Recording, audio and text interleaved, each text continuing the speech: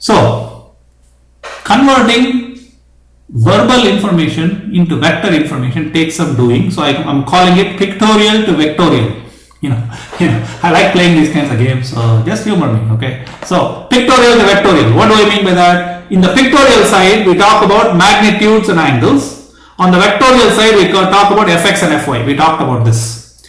On the pictorial side, we will talk about net force, resultants and things like that. On the vectorial side, we will talk about sum of vectors. So, when you see the word resultant or net force, the corresponding vectorial idea is sum of vectors, adding the vectors.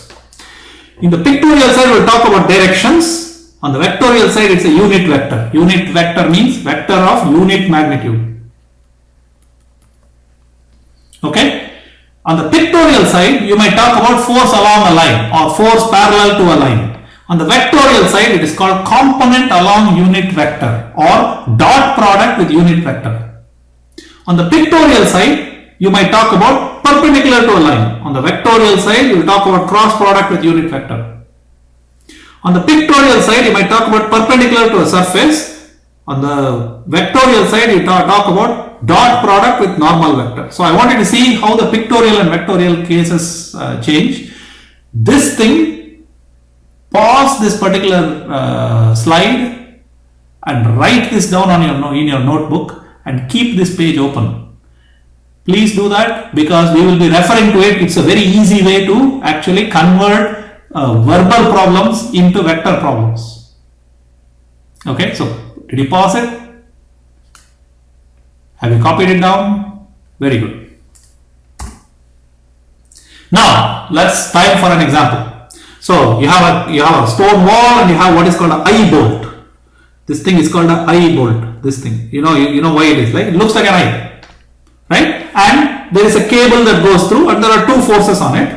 First force, now I have deliberately not marked the forces directly on the picture because when you look at real life, you might see these cables, but you won't see them marked with F1 and F2 and angles and all of that. You will only be given a verbal description. So we want to be able to convert that into a picture. So here it goes. It says one has magnitude of 1100 newtons, making an angle of 70 degrees up from the horizontal. Which one do you think that's going to be? Is it obvious to you that this is the first one? F1 equal to 1100 newtons at 70 degrees from the horizontal. The other one has a magnitude of 1200 newtons, making an angle of 80 degrees below the horizontal. So this is F2 at an angle of minus 80 degrees, which is 360 minus 80, which is 280 degrees.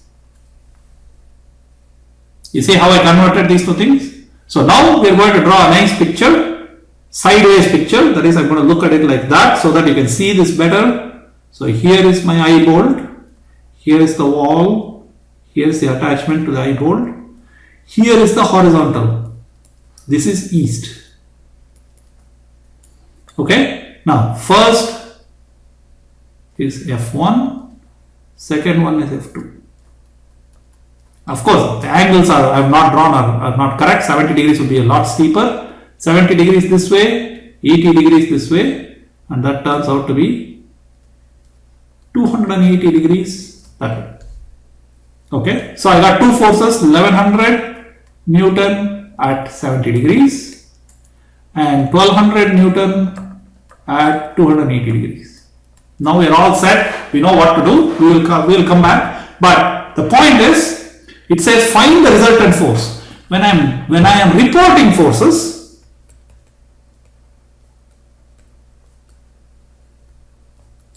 I am always reporting magnitude and angle. I am not going to report Fx, Fy unless I am specifically asked for. This is what is useful to do translations. So you see, I have to go back and forth between all of these different things. So let's see. We have to now, in order to be able to report back and forth, we talked about how to convert from pictorial to vectorial. Now we look at how to convert from vectorial to pictorial. So what I given, you are given Cartesian coordinates and you want to find polar coordinates, magnitude and angle. Magnitude is pretty very easy. It is square root of fx squared plus fy squared. There's nothing to it. Angles you have to be careful. And the method that I am going to tell you, remember I always tell you royal root, right? That means method that always works is this. The angle is given by, take the sine of this. Sine means whether it's positive or negative. So notice that's what this means. Times cos inverse of fx over f. Don't do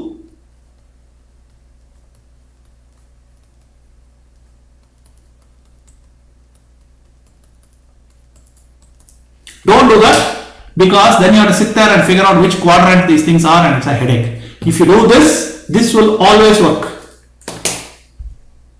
I always tell you royal root, then it will always work. Okay, so now let's get back to our problem. Here is our original problem. Here was our figure.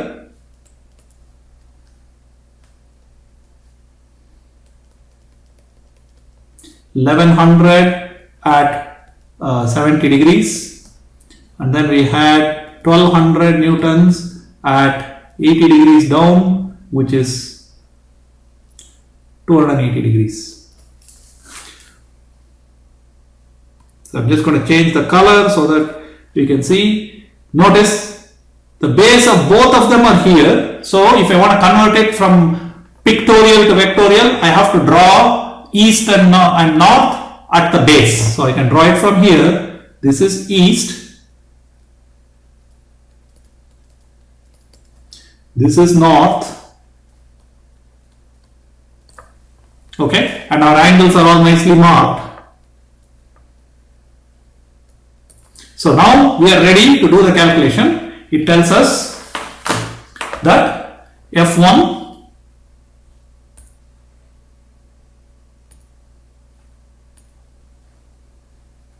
so I'm going to write it here. F1 equals, now this is a vector, equals 1100 cos 70 degrees, comma 1100 sin 70 degrees, which is 376.2,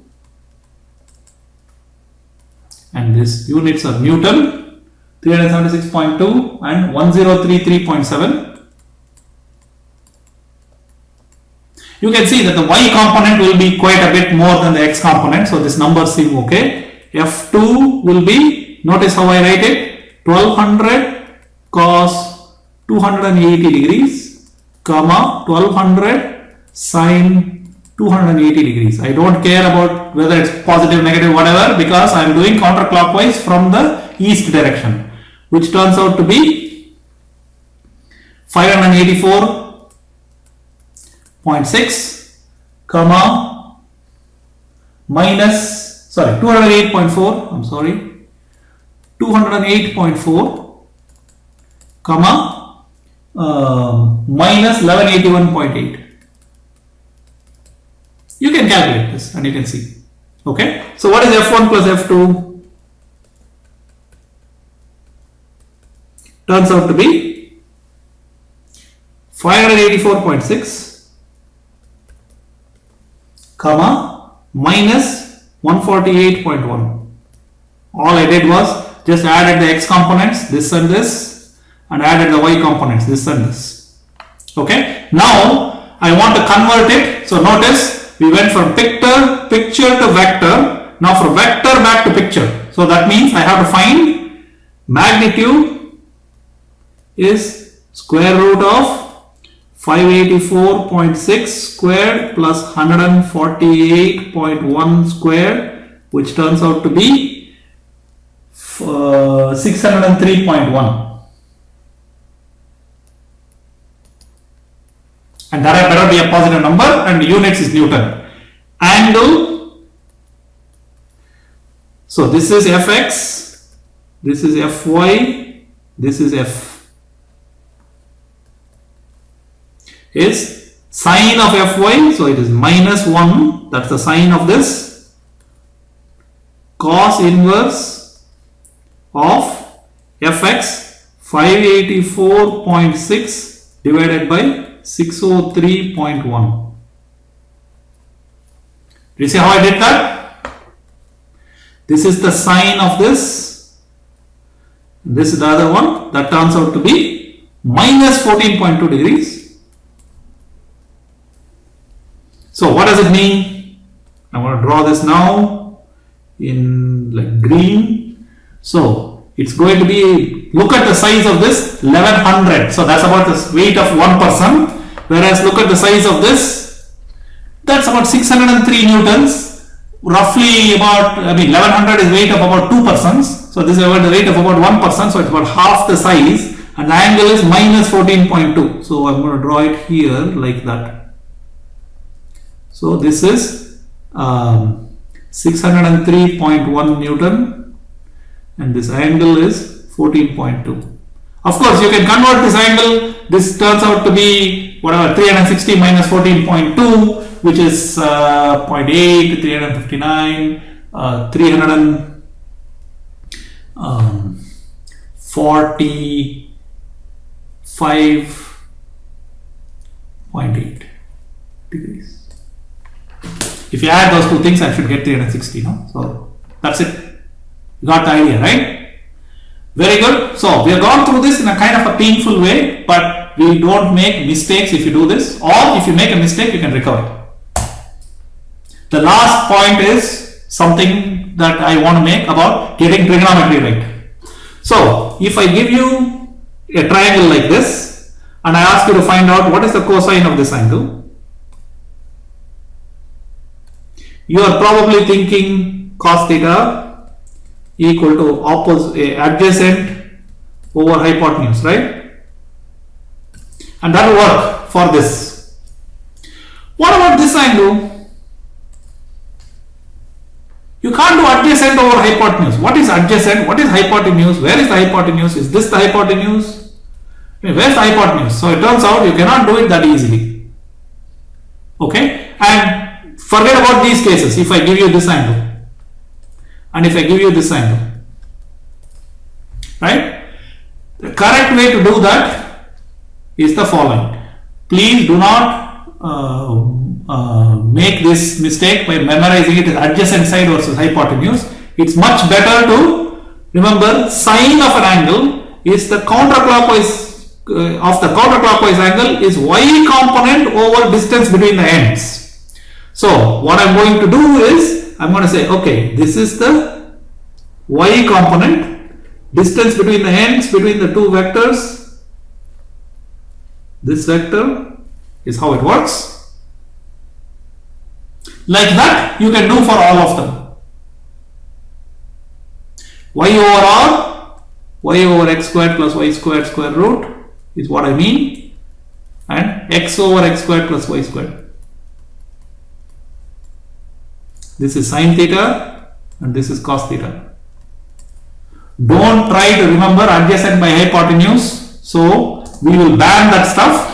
So think about this is x over square root of x squared plus y squared. This is y over square root of x squared plus y squared.